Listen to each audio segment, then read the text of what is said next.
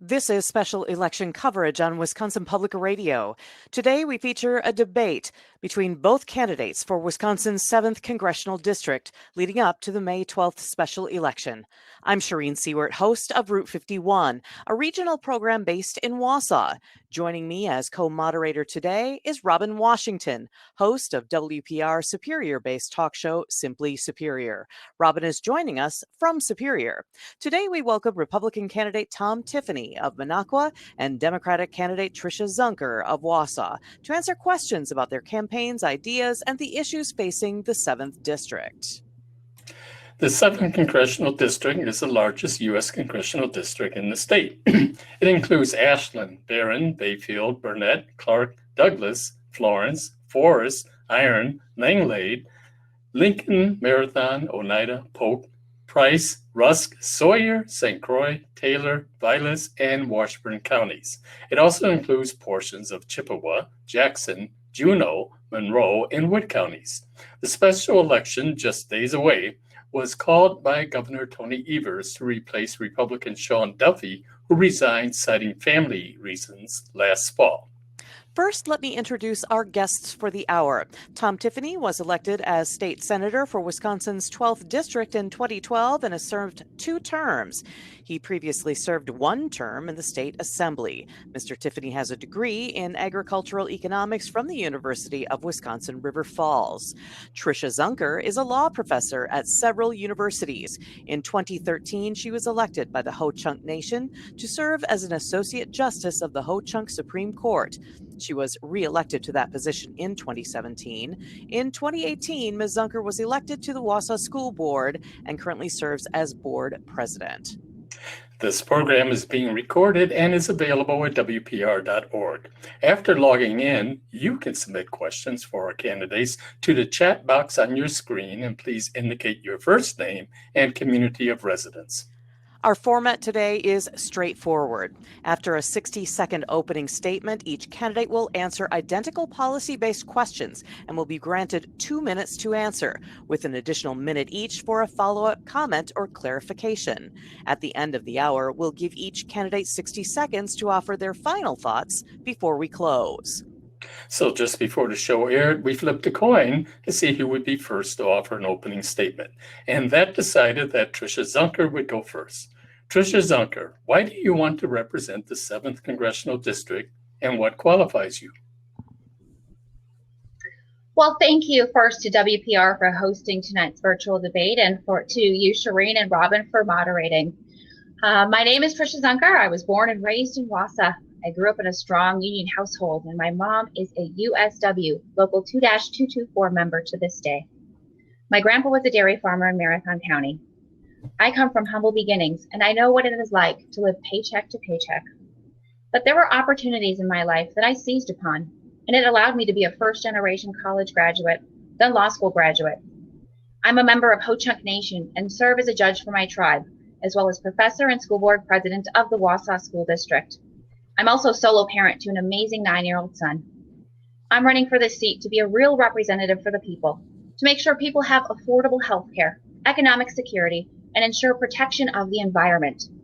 Ho-Chunk means people of the big voice, and I'm going to be a big voice for Northern Wisconsin in Congress. Thank you. And Tom Tiffany, same question. Why do you want to represent the 7th Congressional District, and what qualifies you?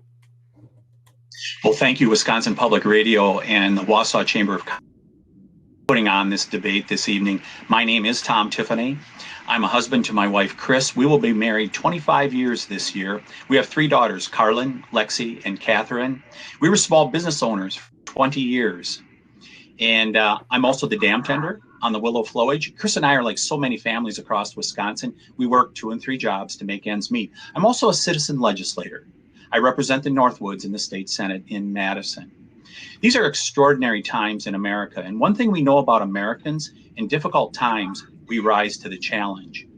But I'm asking for your vote tonight because I'm tested, I'm proven, and I'll bring a good dose of Wisconsin common sense to Washington, D.C. I really look forward to the questions this evening and sharing my vision of how we get America back up on her feet again. Congress has passed 4 major relief bills that aim to give aid to businesses and individuals affected by efforts to slow the spread of COVID-19. Given that most economists think those efforts won't be enough to compensate for high unemployment and reduce consumer spending, what should Congress prioritize in future bills? Tom, your turn to answer first. Okay. Well, thank you. And thank you for the question. Yes, I think there were some good steps that we're taking with the initial bills that were passed. And I think we should do some analysis, take a little pause for a while to see, are these working? It is important that we built a bridge to be able to get people both who are unemployed as well as those who have their businesses jeopardized at this point through no fault of their own. I think we need to make sure that they have that bridge to be able to get through these difficult times. I will go to work right away after May 12th on making sure that we have that bridge built so we can get to future times of prosperity. One thing that's very disappointing at this point is the House of Representatives is not meeting this week out in Washington, D.C. The leadership has chosen not to. The House of Representatives should be meeting and getting things prepared for what is coming here in the future for the people of the United States. If I'm elected on May 12th, I'm going to be ready to go to Washington, D.C. immediately and go to work and provide leadership for the people of northern and western Wisconsin. Ms. Zunker? Okay, first of all, I'm not sure why Senator Tiffany is saying that the House leadership is not meeting. They're convening in virtual sessions, they're having conferences, they're working. It's important to point out that Senator Tiffany was not supportive of the initial coronavirus relief legislation that passed. He spoke out against it, and it was definitely a critical first step. And we need to continue to make sure that our families are taken care of, that our small businesses have the support that they need, that our small and mid-sized farmers have what they need to get through this. We need to make sure that our frontline workers who are essential workers have the protection that they need, that they have access to paid sick leave if they are ill. And we need to make sure that people are being educated on this virus appropriately. People are still not understanding how risky coronavirus is. So there's a lot of things that we need to do, and we need to make sure that we have something that is sustainable, that we don't just have a Band-Aid. Mr. Tiffany, any follow-up? Yeah, I really appreciate my opponent bringing up the point about the initial bill. I had some concerns in regards to it, and it had to do with the mandatory paid leave that they would have put on employers. As a small business owner with my wife for 20 years, I think about right now is when we would have been starting our season with wilderness cruises. If that would have been put on our backs right now and it stayed in place for a couple months, it would have buried us. And not only buried our business, but it would have taken the 10 to 15 people that work for us and put them out of a job. There was a much better way to go about it, and that was to use the unemployment compensation system to do it. And that was my point, is that we can do the bill, but we got to make sure that we do it right. And it would have been to send this through the unemployment system. And that's the same thing I'll do in Washington, D.C. Let's make the right decisions when we go out and put public policy in place for the people of northern and western Wisconsin. Ms. Zunker, any follow-up? Yes, as soon as the coronavirus pandemic hit, and we, on our campaign here, canceled all public events for the health and safety of Wisconsinites, but we transitioned virtually, and I had a listening session with voters throughout the district. One is a small business owner who was providing leave for her employees, and she is able to get a tax break from that initial bill. So it actually was not detrimental to small businesses. It was quite beneficial to her. Another thing that we need to focus on, and we need to make sure stays at the forefront here, is healthcare. We need to make sure that people have access to the healthcare that they need throughout this.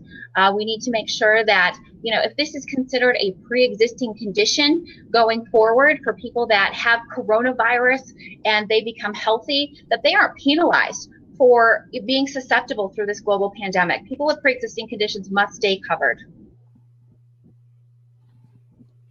Well, our next question is, in fact, an opportunity to expand on that, and it begins with you, Tricia Zunker. So, millions of Americans who've been laid off amid the pandemic risk losing their health insurance because most people get their health insurance through their employer. What changes, if any, do you think we need to make in our healthcare system? Well, we absolutely need to expand the Affordable Care Act and make sure that we have affordable, accessible health care. Before this global pandemic hit, I put thousands upon thousands of miles on my car getting throughout this expansive district, meeting with voters and listening to their concerns. And by and large, what came up time and again was health care. The cost of deductibles is way too high. People are they're not able to afford this, and we need to make it affordable and accessible. We need to eliminate the waste, fraud, and abuse that exists with private insurance, and we need to make sure that people have access to the care that they need. I support a robust public option for those that want it, but I did spend immense time meeting with people, and there are people that don't want to be forced off their insurance, and I don't think that we should force somebody off of their current system that they like. And we really need to make sure that people with pre-existing conditions stay protected. My opponent does not support protection of pre-existing conditions. That is critical, because people that have coronavirus, they will be considered to have a pre-existing condition. They should not be penalized for that. They should stay protected. Well, let's let him speak for himself. Tom Tiffany? Thank you. I'm really glad this issue came up. First of all, let's deal with pre-existing conditions. People can look at my record. I voted to protect people with pre-existing conditions. You can check with my office in Madison. I did that, and I believe that that's very important. But let's talk about pre-existing conditions a little bit. My opponent supports the Affordable Care Act, and then she talks about how the cost of healthcare has gone up. That's what happened as a result of the Affordable Care Act. It made healthcare more expensive and less accessible. And further, we had a very good program for people with pre-existing conditions in Wisconsin up until 2000. All the herd people got their insurance. It was eliminated as a result of ACA. There's a much better way to go about this. First of all, we see all this with Warren and all the rest. They talk about Medicare for all. Medicare for all will lead to Medicare for none. And the reason for it is we currently have, about $25 trillion in debt here in our country. So think about all those people that paid into Medicare. This will break the system. Medicare for all will become Medicare for none. So what am I for? Choice, competition, and transparency. And if we do that, bringing control back to the local level, bringing it back to the state level. I mean, we have good state programs, like a good state program like Badger Care. We also have employers who provide health insurance. I mean, I think about Merrill Steel down in Wausau. They brought their clinic inside their building, and they've reduced the cost of healthcare to their employees and their dependents. If we wiped out private health insurance, that would not be able to happen. There's a better way to go about that, and that's to give people more choices and more transparency with their health care. Great. Ms. Zunker, response to that? Yeah, Senator Tiffany does not support protecting patients with pre-existing conditions. This is new information that's come to light tonight, but that is certainly not the case. Now, as far as the Affordable Care Act, there are certainly problems that we need to address. We need to tackle affordability. We need to lower the cost of deductibles. We need to make sure that it is affordable and accessible. But my opponent aligns himself with President Trump, who is currently has a lawsuit to destroy and dismantle the Affordable Care Act without any plan in place.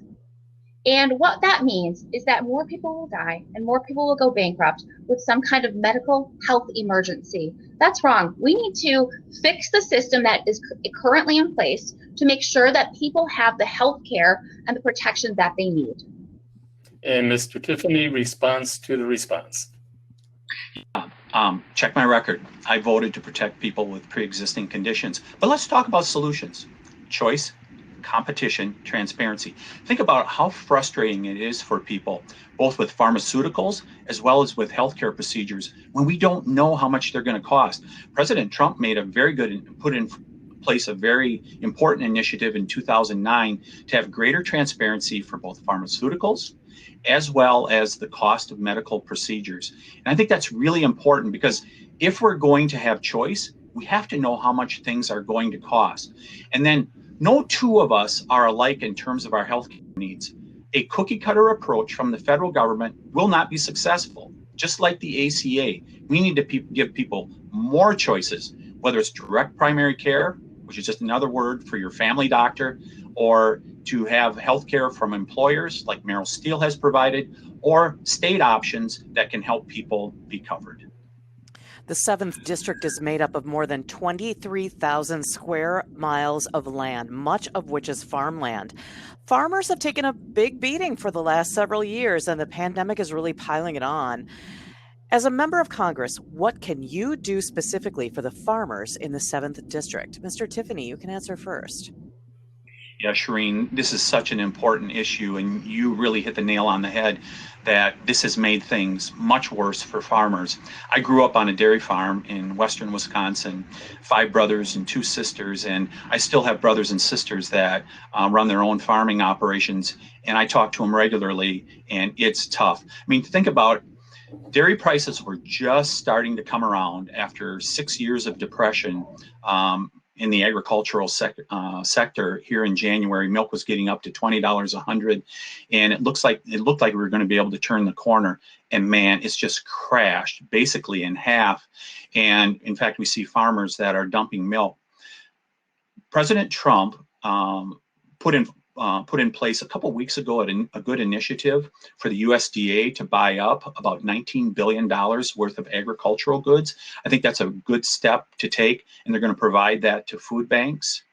But I think that there is more that can be done. And if there is future legislation that comes up here, and I think there will have to be, we need to make sure that we're protecting our farmers. This has happened to them through no fault of their own. And we need to make sure that those agricultural producers are there for the future. We do not want to become more dependent on other countries for our food supply. So it's really important to keep our farmers, to give them that bridge, to get through these difficult times, and hopefully get back to prosperity. Also, I think we need to continue to promote the trade deals, good trade deals that are for America. A couple that were executed in the last year, the one with Japan was very helpful. Mexico and Canada was starting to really pay some dividends here after having that ratified a few months ago. We need to make sure we have good trade deals that are benefiting agriculture here in America also. Your turn to answer. Yeah, my opponent points out action by President Trump a few weeks ago, and neglected to point out that it's Trump's trade wars that are directly impacting our farmers, not just our dairy farmers, but our ginseng farmers as well. As the granddaughter of a dairy farmer, to see what's happening to our small and mid-sized farmers has been deeply heartbreaking. Washington Republicans have turned their backs on our farmers, and we cannot allow that to happen. There are a number of things that we can do to assist our small and mid-sized farmers. We need to ensure access to competitive markets. We need to eliminate predatory business practices that hurt our small and mid-sized farmers. We need to have access to mental health resources for our farmers. There is a farmer suicide crisis that is happening, and we need to make sure that our farmers have the resources that they need.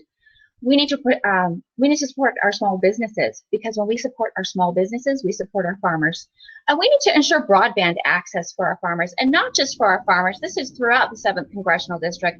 But I put a lot of time out in the district. I've been on farms. I've talked to farmers who say, you know, they are being deprived of opportunity because they don't have solid broadband access. And again, this isn't something that is limited to farms, but it's something we need to focus on for them. So there are a lot of things that we can do to assist our small and mid-sized farmers here in Wisconsin.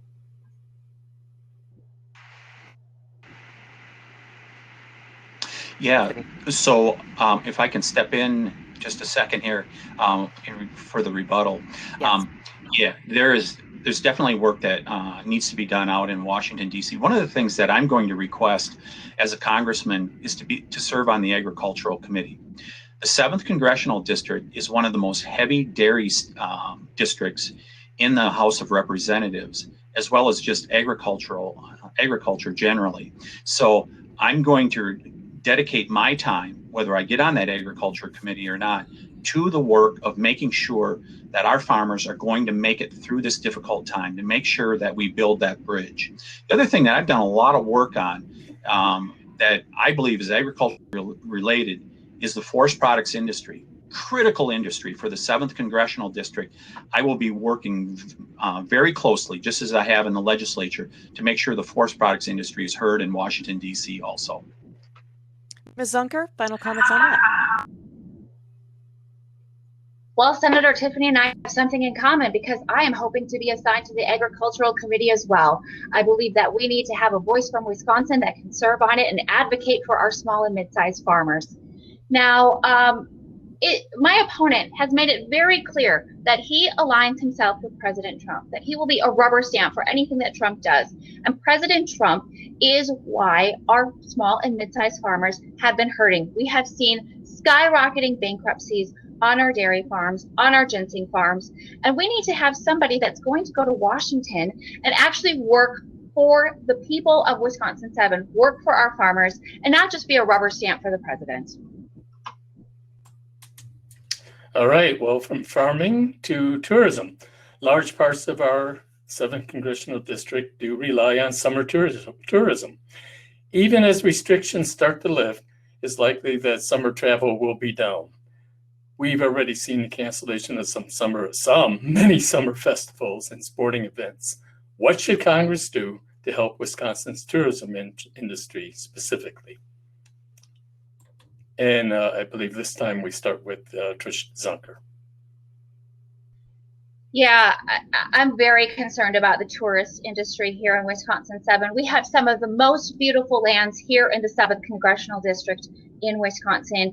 And for people to not be able to enjoy them this summer, it's upsetting. And I share that frustration. But we need to listen to the medical experts. We need to listen to the scientists. And we need to do what's safe. And so if that means that the businesses are delayed in opening so that we can protect the health and safety of all Wisconsinites, that's the safe and correct choice. But those businesses should be able to continue to survive through this. And I support our tourist industry being able to be provided with the funds that they need to survive through this pandemic. Tiffany? Yeah, as somebody who was involved with the tourism industry ever since I moved here to northern Wisconsin over 30 years ago, and my wife Chris and I own Wilderness Cruises, it is a big challenge to be able to make it through on what is basically 3 months income, and to take some of that away over Memorial Day weekend. As we saw a headline, lose hundreds of businesses here, and if they're not allowed to open until after Memorial Day. So we need to make sure that we protect people's health and safety. That's very important. But I think we can also take a regional approach. If you listen to Dr. Birx a few weeks ago, when they were putting out the federal guidelines, she said, it's possible to take a regional approach. I think we should be doing that here in Wisconsin. Fewer cases here in northern Wisconsin. And plus, people have been really good about doing the social distancing and making sure that they're following the guidelines that are out there. I think that we can steadily, gradually reopen Wisconsin, including northern Wisconsin, because I think people are being responsible out there. As far as helping the tourism industry, the greatest thing you do to help them is to get them customers. But I look at the Paycheck Protection Plan. I know many tourism-oriented businesses up here have applied for that, and hopefully they're being successful in being able to receive those funds to be able to have that bridge, to be able to get them through this difficult time. I'm going to add one other thing, because I see I have a few seconds left, Shereen. We in the legislature authorized to take $2 billion from the federal government and for the state of Wisconsin, and that's almost at Governor Evers' sole discretion to spend. Maybe this is one area, as well as agriculture, that Governor Evers should look at helping them out financially with that $2 billion. Ms. Zunker? My opponent supports a regional approach, and unfortunately, coronavirus does not stop at the county line. The situation that he's describing with thousands of people flooding into northern Wisconsin for Memorial Day weekend, that is something that is so incredibly risky. We do not have the capacity in our hospitals. We don't want to risk for our healthcare workers to be exposed unnecessarily. Funding for rural hospitals is something that I'm passionate about. We need to have more funding for our rural hospitals. They're already underfunded as it is. And to bring this risk to northern Wisconsin, it's reckless. Okay, we need to continue to listen to the experts, listen to the scientists, look at the data. And the reason that we don't have the numbers up here is because we are doing that. We are flattening the curve, and we need to continue to do that. But I support Congress supporting our tourist industries to make sure that they can survive through this with appropriate funding. And lastly, Tom Tiffany, response? Yeah, well, there were thousands and thousands of people here in northern Wisconsin past weekend for the fishing opener. As a dam tender down in the Willow Flowage, it's right next to the landing there. The landing is right next to the dam on the Willow, and there are all kinds of people down there. And they were going out fishing responsibly and all the rest. And do both. I mean, we're Americans here. We can do both. We can protect people's health. We know who is most under threat at this point: elderly, the frail elderly, and those with underlying conditions. We know we need to make sure we keep them protected, but then gradually, steadily open up our economy. It's important to do that also. And we're taking great risk having our hospitals closed down at this point. Our hospitals, when you look at them up here, there's very few people in them, and people are turning down non-essential procedures, and that could jeopardize people's health in the future also. Earlier, we talked about farm workers a bit, but I'd like to expand on that a little bit. About 40% of farm workers in the state are immigrant workers. About a quarter of those are undocumented. So these workers have less access to health care. They're working in industries hard hit by the COVID-19 pandemic. What steps, if any, should be taken to address their working environment and their health care needs? Tom Tiffany? Well, first of all, we need to make sure that we secure the border. We need to make sure that those people who are coming into our country, that they're documented and that we know who's coming in and out of our country. And then as beyond that, I believe that in terms of healthcare, that their home country should be helping them out. If they're not here legally, they should go to their home country, wherever that is, and they should get their healthcare needs covered in that location. And part of the reason that we need to secure the border is it's not just knowing who's coming in and out of our country. We need to also make sure that we're controlling the flow of methamphetamine. When I talk to local sheriffs here in northern Wisconsin, they're really concerned about the amount of meth that's going in and out of our border. We also have human sex trafficking that's going on across our border. There's a lot of reasons that we need to protect our border, and I believe that we should secure our border. Zunker. Okay, so we're talking about healthcare of workers, but there was a lot of mention about securing borders. So I'm going to address that as well. Yeah, I believe in a comprehensive immigration reform and that we need to secure our border, but not with a border wall. We need to use 20th century technology, not first century technology. As far as the workers on farms and throughout the 7th Congressional District that are not documented citizens that are being exposed to coronavirus, I support our farmers being able to have the labor that they have. I have been on farms throughout this district. I have seen the people working on these farms, and I'm glad they're here to help our farmers. And I think this notion of saying that people should return to their home country for healthcare is cruel, it's inhumane, it defies logic, and it's only going to hurt our businesses here, businesses that rely on this labor. I support a pathway to citizenship for tax-paying individuals, law-abiding individuals that are here. I support a pathway to citizenship for individuals that came here as children. They came here through no fault of their own, and this is their home. But individuals that are here and they're working and they are becoming sick because of coronavirus, they absolutely should have health care. Mr. Tiffany, any follow-up? Yeah, so what my opponent is calling for is for illegals to be able to get their health care from our government. And I don't think that's fair for the taxpayers of America that they should have to pay for the health care for somebody outside of our country. And I understand they're seeking, but you have to come here legally. This is one of the great failures of Congress, in particularly the House of Representatives. They've had so much time that they could have negotiated an agreement to be able to have a comprehensive agreement in regards to immigration, and they failed. That's something that a future Congress needs to tackle to be able to make sure that we have a secure border, but then also that we have legal people get here legally. Sure. Any follow-up? First of all, Senator Tiffany, no human being is illegal. They might be undocumented, they might not have citizenship status, but they are not illegal. What I'm hearing is advocacy for exploitation of workers. Let's allow them to be here until they're sick. No, we absolutely cannot allow for exploitation of any human being. So I support our farmers being able to have the labor that they have, our small businesses. These are jobs that other people don't want, and they're jobs that need to be done. And our farmers will be hurt, our small businesses will be hurt, and if these individuals become sick, then the right thing to do, the moral thing to do, the ethical thing to do is to make sure that they have the health care that they need.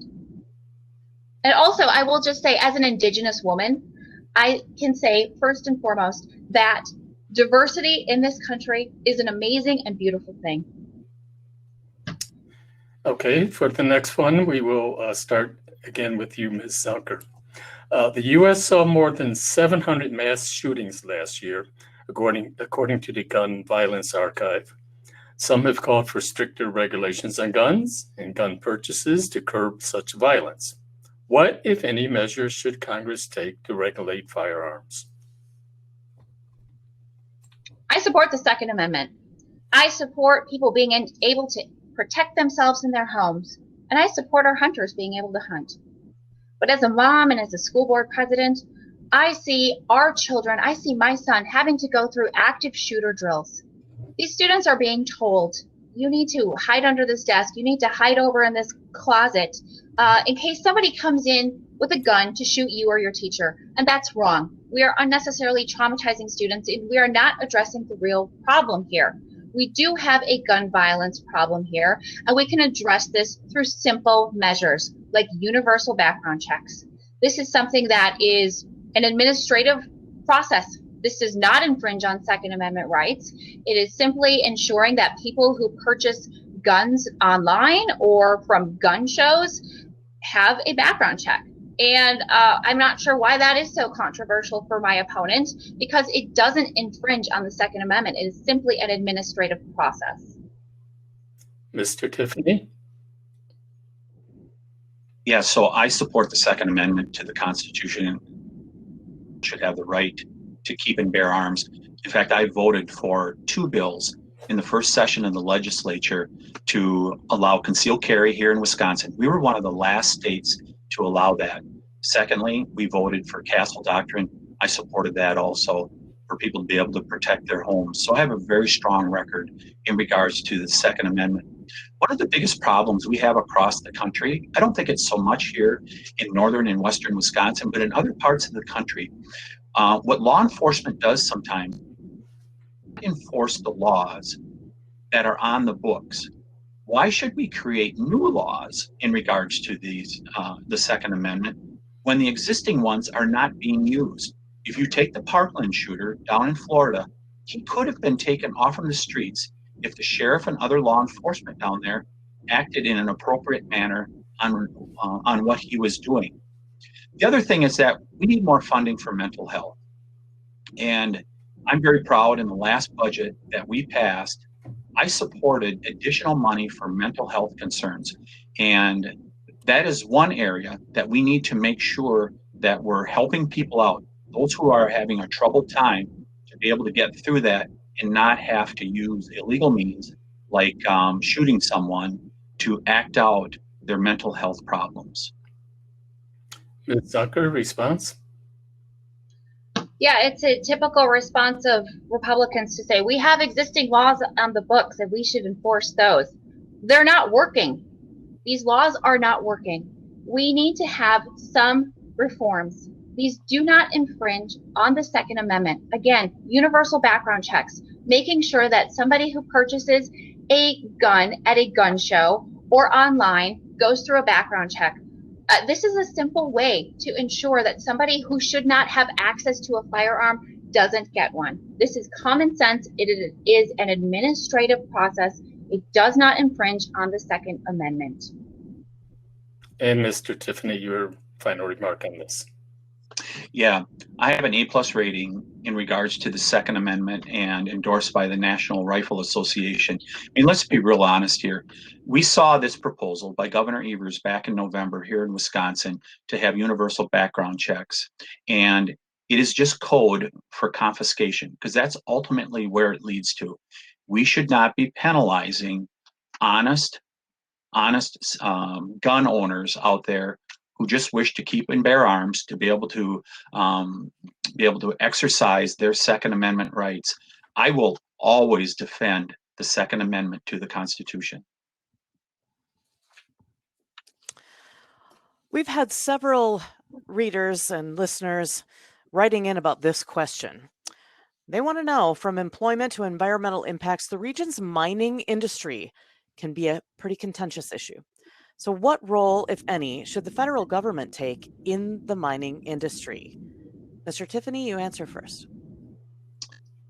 So the federal government does currently have a role through the EPA in reviewing permits and things like that.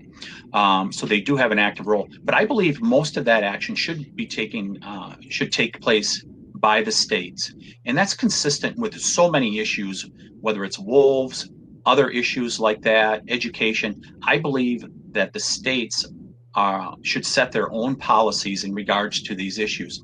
Now, I authored the mining legislation here in Wisconsin, and we did two primary things with it. One, we made sure we wrote the toughest mining law in terms of regulations in the United States. Of any state in the country, we have the toughest mining regulations if a company chooses to come here to Wisconsin. The other thing we did is we provided for local control. We made sure that there's local input that goes into any mining permit. And if a local community does not want to have a mine, they're going to be able to have their voice heard.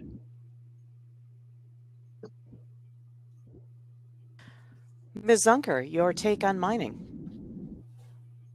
Yeah, first of all, as it relates to this alleged bill with the toughest mining regulations, actually made it very easy for the corporate mining interests to come into Wisconsin and destroy our beautiful lands. So that's the opposite of what you just stated, Senator Tiffany. And as far as local input, I actually participated just 2 weeks ago in an Oneida County Board meeting where Badger Minerals was on the agenda, and the board ultimately approved moving forward with a permit, moving it on in committee, and there was extensive public comment against allowing for that permit. People do not want that mine there. So this idea that local input controls is erroneous, it's wrong. I believe that we need to ensure that our beautiful land stay protected from corporate greed, and the role of the federal government, that's an interesting question. I think that we need to ensure we have people in Congress who advocate for the protection of lands, and that's something that I would do absolutely, is make sure that our lands stay protected from corporate greed, including the corporate mining interests. Mr. Tiffany, Now, I really appreciate my opponent making my point for me. That vote was cast by the Oneida County Committee 5-0 to advance that permit.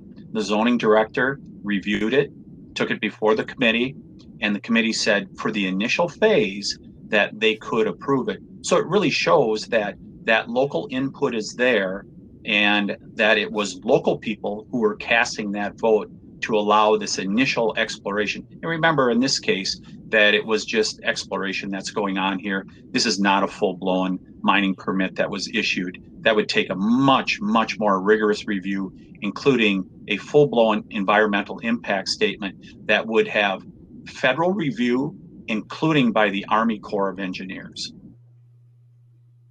Zunker, one final follow-up to that. Actually, Senator Tiffany, I did not make your point for you. I stated very clearly that many people spoke out in that meeting against that mining company being permitted the permit. I think that it's very important to listen to the constituents. That is something that is number one priority for me. I will seek to restore the amazing constituency services that Congressman Dave Obey, who has endorsed me in this race, by the way, had here in the 7th Congressional District. And what I witnessed and what I experienced at the Oneida County meeting was individuals on that board who did not listen to their constituents. All right, the next one will begin with Ms. Zunker, and we'll take it more globally. Are the tariffs that President Trump imposed helping or hurting the American economy? They are hurting the American economy.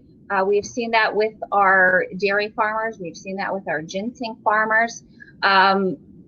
We need to make sure that we have somebody who has an eye on Wisconsin's 7th Congressional District and looks to see how our businesses are going to be impacted, how our farmers are going to be impacted. My opponent has made it incredibly clear that he is going to be a rubber stamp for anything that Trump says or does. And I'm going to be vocal for actually the people here of Wisconsin's 7th Congressional District who have been hurt by the trade, by Trump's tariffs. Mr. Tiffany? Yeah, first of all, be sure to tell those steel workers and those people that work up in the taconite mines in northern Minnesota that live in Superior about how bad those tariffs are, because it's very much helping that industry over the last couple years. There's really been some good trade agreements. I mean, President Trump made it very clear from the very start when he first started campaigning that these were bad trade deals for America. And the people in America agree with him, especially here in the heartland. They saw that these trade deals were not fair. It may be free trade, but it certainly was not fair trade. He's renegotiated an agreement with Japan that was being especially helpful to our farmers. And then the USMCA, the Mexico-Canada trade agreement, that has been doing good things. It's part of the reason why we saw milk turning the corner in January.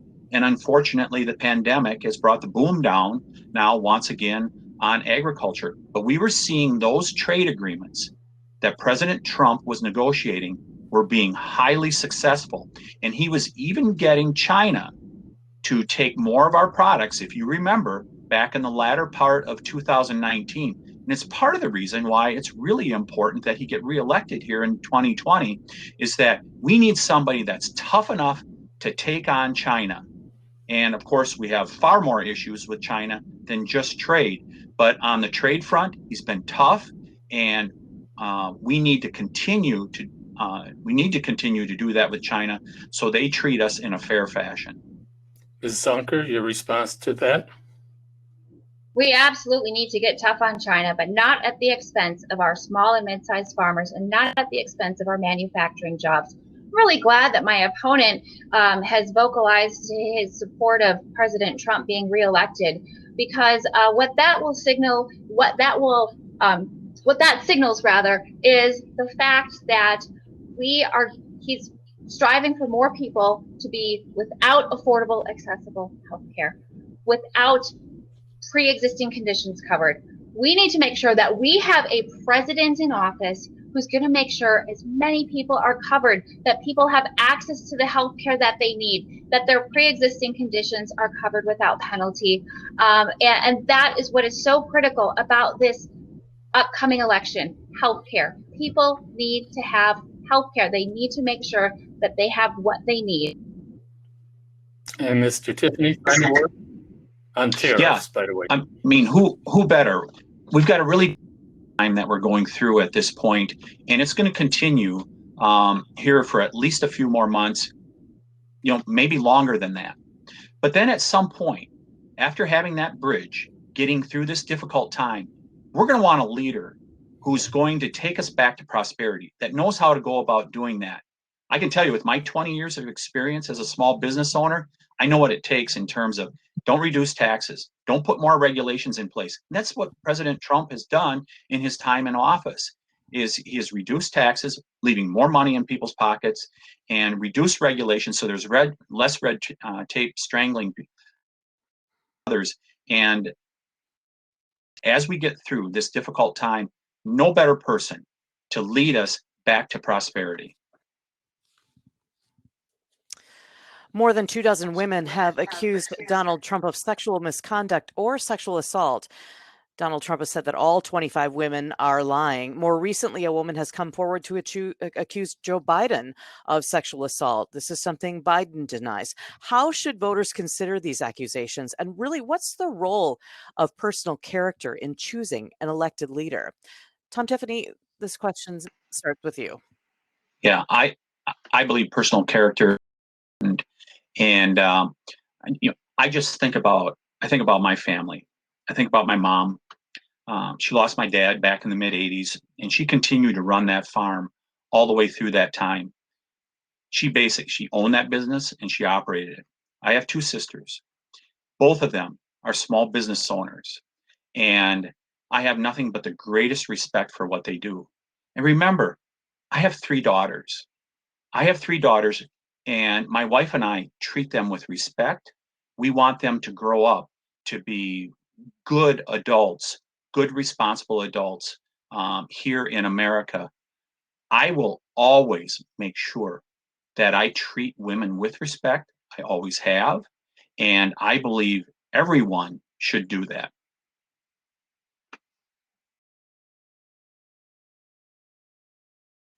Zunker, what is your view?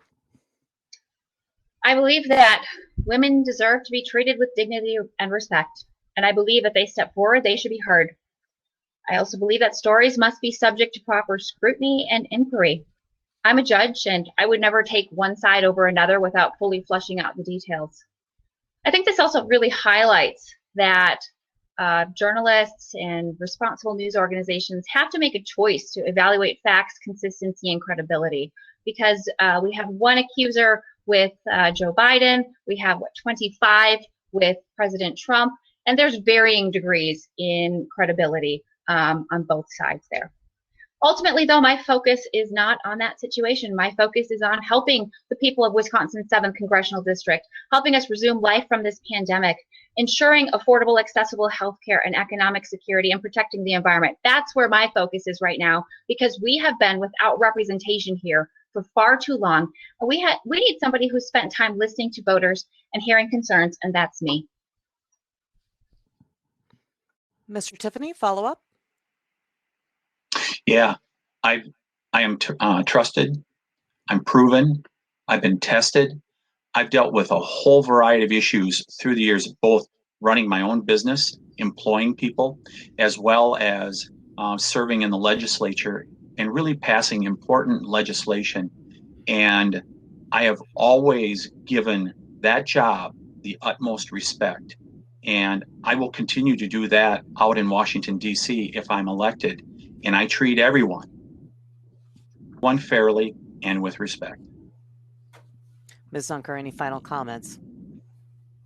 I think it's incredibly interesting that we are having this conversation on character of elected officials while my opponent is running the most repugnant attack ad against me, full of falsities, full of lies, things that there's no truth whatsoever. I am a solo parent, and if something were to happen to me based on that attack ad and leave my child an orphan, that would be terrible. So we're talking about character. This is really an interesting conversation. I really appreciated those comments that you made about your character. All right, well, now we'll move on to climate change. What is your perspective on climate change, and what steps do you believe Congress should take to address it And we'll begin with Ms. Zunker.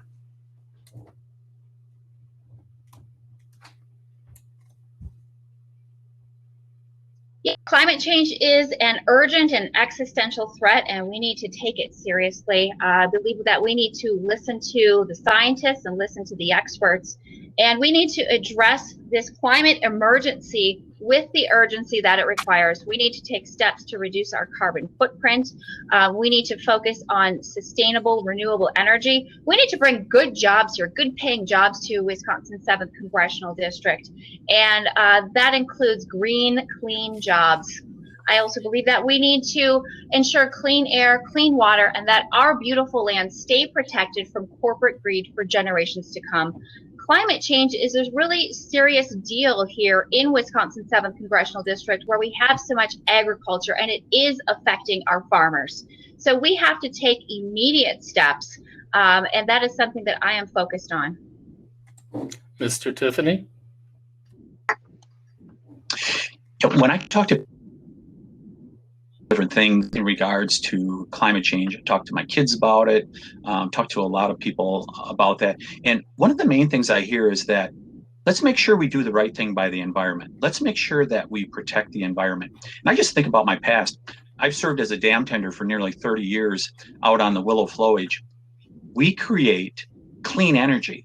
That's clean energy, clean hydropower. And as a result of the dams up here, including the one that I take care of, we get about 15% electricity that's produced for Wisconsin as a result of that. I think that's a good environmentally sound thing to do. I think about, as owners of Wilderness Cruises, the first chance that we got to put on the cleaner, more efficient outboards a little over 20 years ago, we put them on. It was with considerable expense, but it was the right thing to do.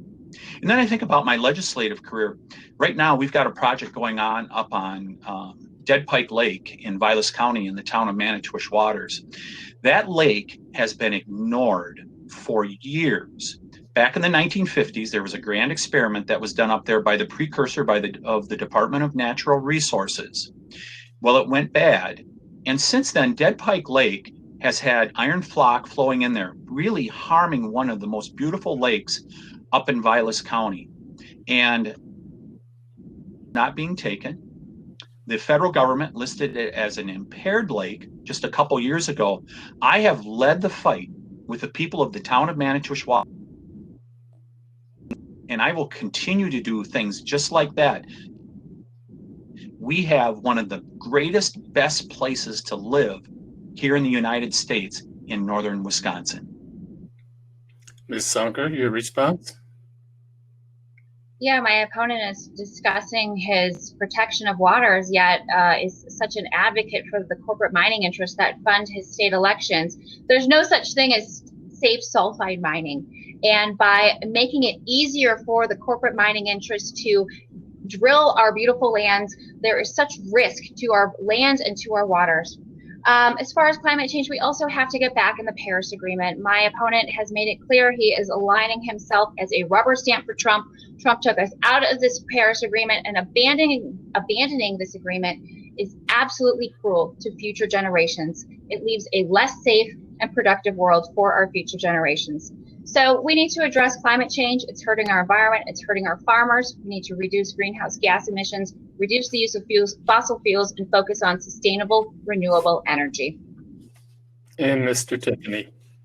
I'm really happy that my opponent brings farmers into this discussion in regards to climate change, because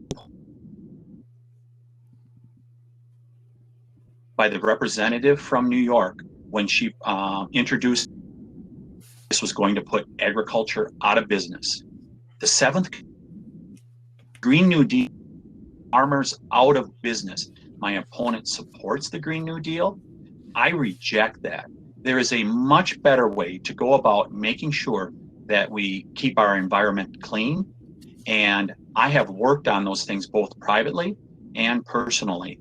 So I think there's just a clear choice here. If you're in agriculture, you better be very wary of what they're proposing with that Green New Deal. We have time for just one more question before we move on to your final statements. And in the interest of time, we'll limit your answer to this question to 1 minute apiece. The U.S. has spent trillions of dollars in wars in Iraq and Afghanistan during the war on terror. My question is, are we spending too much or too little on defense? And Tom Tiffany, you have 60 seconds. Shereen, could you quote the question? Absolutely. Are we spending too much or too little on defense, given the trillions of dollars we've spent on wars in Iraq and Afghanistan? Yeah. So I believe in peace through strength, and we need to make sure we have a strong military to keep countries like Iran, North Korea, and others at bay who would like to take advantage of us. But we need to be smarter about whether we go to war or not. And it is time to end the forever wars. We continue to be in the Middle East ever since, 2003 or 2004. It is time to get out of the forever wars. We spent way too much money over there. And most importantly, we lost so many lives over there that really were unnecessary. I know for me, I believe that we should be very cautious about getting into these military engagements in the future. Tiffany. Zunker. Ms. Zunker, excuse me. Tricia Zunker. Thanks, Shereen. So I'm going to give credit where credit is due. And when Trump was running for president, he said he was going to bring our troops home. And I really like that, because we need to stop funding never-ending foreign conflicts. We need to bring our troops home. We need to do it safely. We need to respect our allies in the process. But we are wasting so much money. We're spending so much money where we can be spending that here in the United States, putting it towards things here. So we need to absolutely bring our troops home. We need to stop funding never-ending foreign conflicts.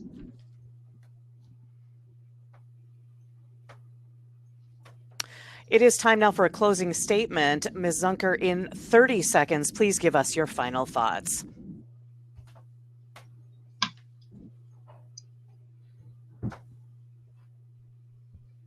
Well, I would just want to say again, thank you for tonight. Now more than ever, we need someone in office who's going to advocate for affordable health care and economic security for all Wisconsinites.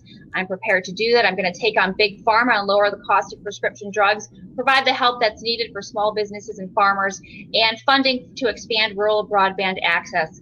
I have the moral fiber, work ethic, and experience to get the job done for you in Congress, and I'm going to advocate for every person in this district, whether they voted for me or not. I'm going to put partisan politics aside and work hard to make life better here in Wisconsin. I will be accountable to the people, not outside interests. I'll prioritize constituent services to ensure people get the help they need. It will be a great honor to represent the people of Wisconsin in Congress, and I humbly request your vote. And Mr. Tiffany, final thoughts, 30 seconds. Thank you, Wisconsin Public Radio, for putting on this forum tonight. And you can count on me. I'm going to secure the border. I'm going to protect life, including the unborn, and I'm going to defend the Second Amendment, your Second Amendment rights to the Constitution. And also, folks, I'm going to hold China accountable for what they unleashed on the world. You have someone in Tom Tiffany who's tested, proven, and I'll bring a good dose of Wisconsin common sense to Washington, D.C. I hope to earn your vote on May 12th. This concludes WPR's special election coverage, featuring candidates for Wisconsin's 7th Congressional District, Tom Tiffany and Tricia Zunker, in advance of the May 12th election. I'm Shereen Siewert. I'd like to thank Robin Washington for co-moderating today's debate. Our executive producer is Rick Ryer. Our director is Dean Kallenbach in Eau Claire, who is also a producer of today's program. Paul Damberg in Superior is co-producer today. Our webcast was made possible by the Greater Wausau Chamber of Commerce. Special thanks to Danielle Kading and Rob Benser. You can hear the archive of today's program at WPR.org. Thank you for listening.